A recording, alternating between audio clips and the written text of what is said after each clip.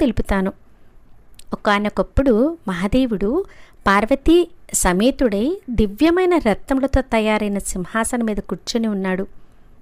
ఆ సింహాసనము రత్నమయమైన ఫల పుష్పములతో కూడి కల్పవృక్షం వలె విరాజిల్లుతున్నది. మరియు పట్టు వస్త్రములు, మెత్తని పరుపులు వెయ్యబడి ముత్యాల తోరణాలతో అలంకరించబడి ఉంది.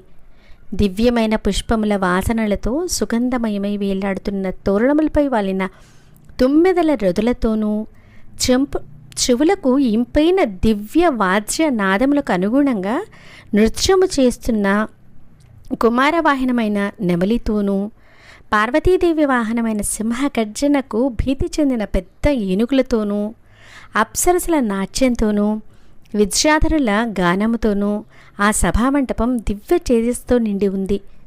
దిక్కులను పాలించే దేవతల చేత సేవించబడుతూ వేద మంత్రముల ఉచ్చారణ